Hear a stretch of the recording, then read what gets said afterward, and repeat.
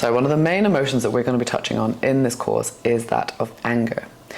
Now, anger is an emotion that is very, very misunderstood in society. It's an emotion that we're actually very afraid of. We have no real good, healthy examples of what anger looks like. We see images in the media or in movies of war, abuse, or in real life when we see anger being expressed, it's often in ways that are very unempowered. The images of things like road rage or angry Karens, whenever we see someone exhibiting behavior of that kind of anger, it's a very repulsive, very cringy, it's this dynamic of, oh, I don't want to be associated with that. Because we have not been modeled what healthy anger looks like. And even if we have tried to uphold certain levels of anger, it's also not received very well by others. This is not a gender-specific topic, but in particular for women, if they exhibit signs of upholding their boundaries, of speaking out against something that they don't agree with, it's often met with rebuttal, with criticism, with joking, with mocking, because a woman who's seen exhibiting these behaviors of strength is something that we are just not used to, and in a way is a little bit of a threat for many people. Anger is indeed, let's picture this as the color red. So we have this image that it's about aggression and it's about being very loud and being very violent, and no, it's not always that.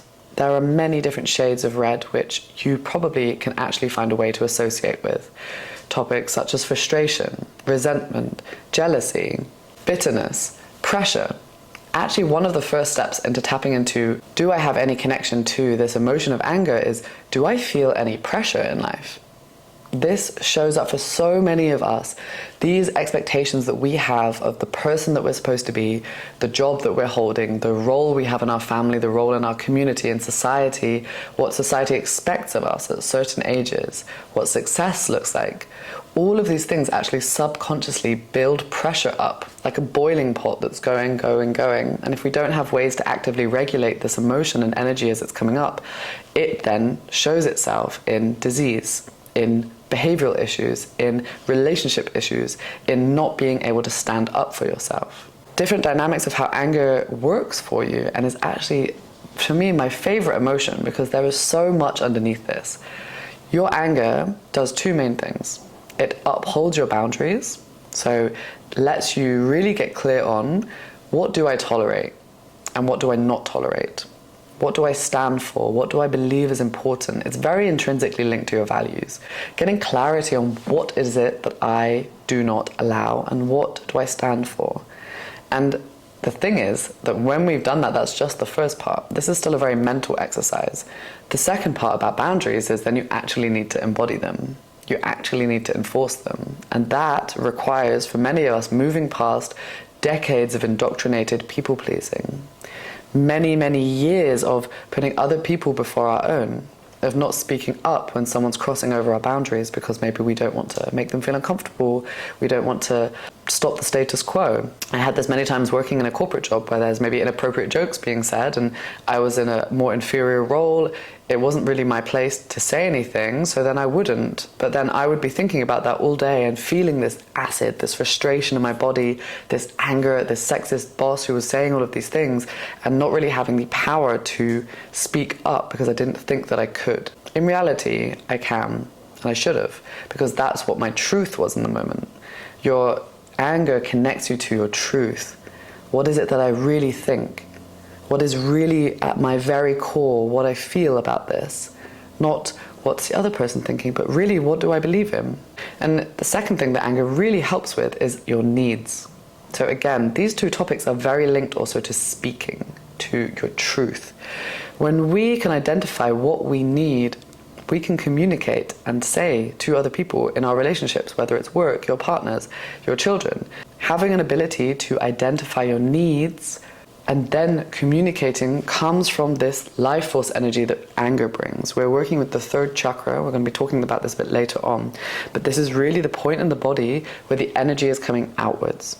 So unfortunately, when we're not tapped into this, we lose access to many aspects of our life force. Our sexuality, our creativity, our clarity, our purpose, our work. There's many dynamics that then get shut off because the life force has not been allowed to come out. And for many of us, we've never had opportunities to look into this emotion. When are we ever really told that you can scream into a pillow, or you could have ways to activate your body? And you can check the workshop that we have uploaded, how to get this energy activated and get used to feeling it somatically. How does it feel if this emotion comes up? For many people, they'll notice a rise in heat in their solar plexus. This is the point below your rib cage. They'll feel a heat coming up. For many people, they start to feel tension in their hands. They notice that, the hands is the area that is creating action. Everything you do, you create with your hands.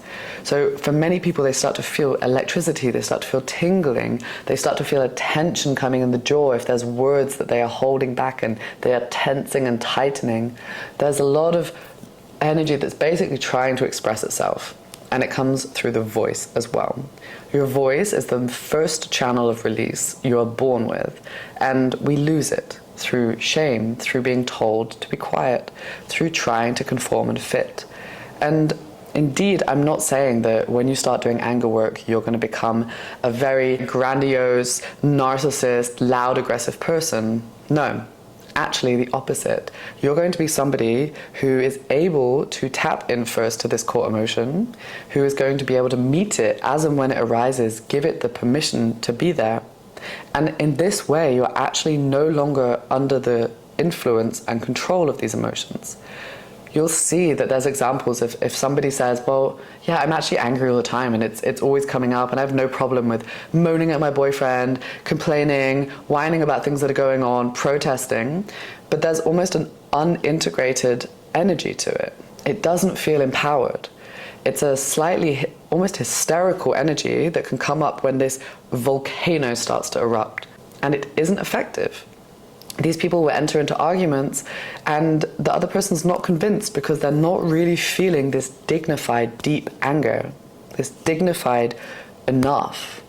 No, that can be so calm. It can be so simple. A very dignified, healthy anger response would probably, instead of being, no, it's more like a no. You feel the difference in the energy. And why we do anger practice, why we do anger work, is because the more you can meet this emotion in your own time, in your own room, same as yoga practice, same as meditation, the more you can meet it, practice it, get playful with it. Am I okay with speaking out loudly? How does it feel for me to say no? How does it feel for me to receive no's? We can add play, we can add practice, so that when you then encounter situations in your real life, you already have a somatic, a bodily experience of that emotion, of that expression, that then means that it gets easier and easier to embody that in real life. And it builds up. This isn't something that immediately is going to be very, very easy to put into practice. So you have the support of the different exercises that you will find in the workshop. You can really notice the different activations that come up. And again, we're staying in connection with our body. How does it feel when somebody crosses over my boundaries? If I were to imagine that, how does that feel in my body? That is the imprint of anger building.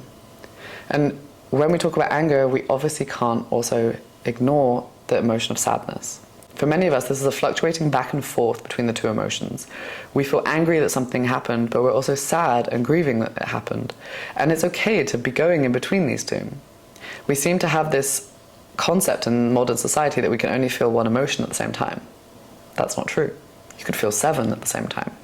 We're starting to fine-tune our receptors of what it is that I'm feeling. And you don't need to get stuck on the story, but can you then listen, what does my body need to move through this?